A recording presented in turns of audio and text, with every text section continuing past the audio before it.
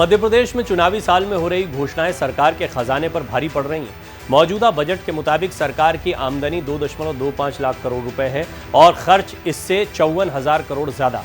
वहीं मुख्यमंत्री शिवराज सिंह चौहान 23,000 करोड़ की नई घोषणाएं कर चुके हैं। अकेले लाडली बहना योजना पर ही सालाना 19,000 करोड़ रुपए खर्च होंगे। ऐसे में सवाल यह है कि इन सब के लिए पैसा कहां से आएगा, जबकि सरकार पर कर्ज बजट से ज्यादा हो गया है। जानकार मानते हैं ऐसे में सरकार के पास दो ही विकल्प हैं, या तो टैक्स बढ़ाकर आमदनी बढ़ाए या विकास योजनाओं के बजट में कटौती करे। ऐसा नहीं है कि सिर्फ सरकार की तरफ से फ्री बीज योजना लागू की गई है। कांग्रेस ने भी सत्ता में आने के बाद नारी सम्मान योजना के तहत महिलाओं को हर महीने 1,500 रुपए देने का वादा किया है, जबकि बीजेपी और कांग्रेस का चुनावी घोषणा पत्र आना अभी बाकी है। फ्री बीज स्कीम सत्ता हासिल करने में भले ही मददगार साबित हो, लेकिन नई सरकार की वित्तीय स्थिति और आम आदमी की आर्थिक सेहत पर इसका गहरा असर पड़ता है। पहले बताते हैं 10 बड़ी घोषणाएं जो सरकार ने चुनावी साल में लागू की हैं। 10 जून 2023 को लाडली बहना योजना काफ़ी चर्चा में रही है। योजना के तहत 1,31,00,000 महिलाओं के खाते में हर महीने 1,000 रुपये डाले जा रहे हैं, जो अक्टूबर महीने से 1,250 रुपये हो जाएंगे। 1,250 रुपये के हिसाब से 163.75 करोड़ रुपए खर्च होंगे और सालाना खर्च होगा। सालाना इस योजना में 19,650 करोड़ रुपए खर्च होंगे। 14 अगस्त 2023 किसान सम्मान निधि 2,000 बढ़ाई गई है। प्रदेश के 87 लाख किसानों को मिलने वाली सम्मान निधि 4,000 से बढ़ाकर 6,000 रुपये की गई है। इससे सरकारी खजाने पर 1,750 करोड़ का सालाना अतिरिक्त बोझ बढ़ा है। ये सरकार पर साल में एक बार का बोझ है। 20 जुलाई 2023 मेधावी छात्र छात्राओं को लैपटॉप। सरकार ने कक्षा 12वीं के 78,641 मेधावी छात्र छात्राओं के खाते में 25-25 हज़ार रुपये डाले हैं। इससे सरकार पर 196 करोड़ 60 लाख रुपए का बोझ आया है। ये सरकार पर एक साल में एक बार का बोझ है। 24 अगस्त 2023 को 7800 स्टूडेंट्स को स्कूटी, इलेक्ट्रिक स्कूटी 1,20,000 और पेट्रोल वाली स्कूटी के लिए 90,000 रुपये निर्धारित किए गए थे। इस पर खर्च 79 करोड़ रुपए है। ये भी सरकार पर साल में एक बार का बोझ है। अब समझिए सरकारी कर्मचारियों को क्या दिया है। 28 जून 2023 को 23,000 रोजगार सहायकों का वेतन दोगुना किया गया। 9,000 से बढ़ाकर 18,000 वेतन किया गया। रोजगार सहायकों के वेतन पर सालाना 248 करोड़ रुपए खर्च होता था, जो अब 496 करोड़ रुपए हो गया। 248 करोड़ रुपए अतिरिक्त बोझ। 22 अगस्त 2023 को पंचायत सचिवों को 7वां वेतनमान। 21,110 पंचायत सचिवों का वेतन 34,632 से बढ़ाकर 41,814 रुपये किया गया।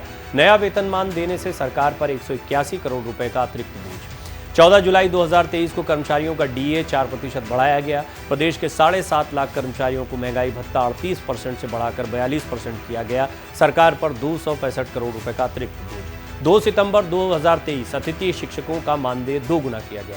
मध्य प्रदेश में 67,910 अतिथि शिक्षक हैं। इनमें से ये वर्ग 1 में 15,920, मानदेय 9,000 रुपये, वर्ग 2 में 38,294, मानदेय 7,000 है, और वर्ग 3 में 13,695, इनका मानदेय 5,000 रुपये। इस हिसाब से सालाना 575 करोड़ रुपए का बोझ है। 11 सितंबर 2023 को कॉलेज के अतिथि विद्वानों का मानदेय 20,000 बढ़ाया गया। अनुदान प्राप्त विश्वविद्यालयों और कॉलेजों के 4,500 से ज़्यादा अतिथि विद्वानों का मानदेय 30,000 से बढ़ाकर 50,000 रुपये किया गया। इससे 108 करोड़ का अतिरिक्त बोझ आता है। 11 जून 2023 को आंगनबाड़ी कार्यकर्ताओं का मानदेय भी बढ़ाया गया है। प्रदेश के करीब 1,80,000 आंगनबाड़ी कार्यकर्ताओं का मानदेय 10,000 से बढ़ाकर 13,000 रुपये किया गया है। इससे सरकार पर 648 करोड़ का सालाना बोझ बढ़ा है। इन 10 घोषणाओं का सालाना खर्च 23,435 करोड़ रुपए खर्च होगा। लाडली बहना योजना पर 5 साल में खर्च होंगे करीब 1 लाख करोड़। लाडली बहना योजना में हितग्राहियों की मौजूदा संख्या 1.31 करोड़ के हिसाब से देखें तो अगले 5 साल में सरकार को 98,250 करोड़ रुपए खर्च करने होंगे। जब ये योजना शुरू हुई तो सरकार ने कहा था कि 5 साल में 61,890 करोड़ रुपए खर्च होंगे। ये अनुमान 1.25 करोड़ हितग्राहियों के हिसाब से लगाया गया था, लेकिन मुख्यमंत्री शिवराज सिंह चौहान ने कहा कि राशि 1,250 से बढ़ाकर धीरे धीरे 3,000 रुपये तक की जाएगी। यानी केवल एक ही योजना को संचालित करने के लिए सरकार को अपनी वित्तीय सेहत ठीक करना होगी। मध्य प्रदेश सरकार पर कुल कर्ज 3,32,000 करोड़ रुपए का हो गया है। 31 मार्च 2022 तक प्रदेश का कुल सार्वजनिक कर्ज 2.95 लाख करोड़ रुपए था। बजट अनुमान के अनुसार 31 मार्च 2024 तक ये आंकड़ा बढ़कर 3,85,000 लाख करोड़ रुपए का अनुमानित है। और आपको बता दें मौजूदा वित्तीय वर्ष में मध्य प्रदेश सरकार का बजट 3,14,025 करोड़ रुपए का है। सरकार की इनकम के लिहाज से भी देखें तो सरकार की आमदनी 2023-24 में 2,25,000 करोड़ रुपए होने का अनुमान लगाया गया, जबकि खर्च 2,79,000 करोड़ रुपए। विशेषज्ञ हैरान है कि कर्ज में डूबी सरकार ने 2 साल में बाजार से 1 लाख करोड़ से ज्यादा का लोन उठा लिया है। ये अब तक लिए गए लोन का 1/3 है। इसका असर ये हुआ है कि मध्य प्रदेश में हर व्यक्ति पर 5 साल में कर्ज डबल हो गया है। ऐसा संभवतः पहली बार है। आपको बता दें, सरकार आरबीआई के माध्यम से कर्ज लेती है। इसमें सरकार को बताना होता है कि इस राशि का कहां और कैसे खर्च किया जाना है।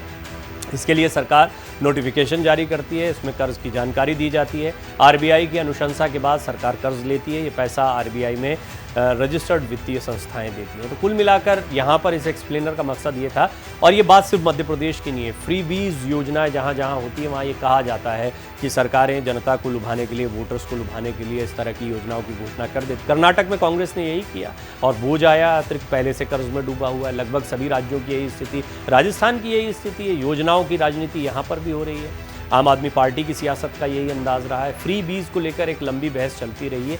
हकीकत यह है कि कई राज्यों पर बड़ा भारी कर्जा है। मध्य प्रदेश तो एक उदाहरण है। और फिर इस सब के बीच में बड़ी बड़ी योजनाओं की घोषणा हो जाती है, इनके लिए भी पैसा लगता है, इनको चलाने के लिए, और कर्जे में सरकारें डूबती हैं, जबकि आमदनी के स्रोत के बारे में बहुत स्पष्टता नहीं रहती है।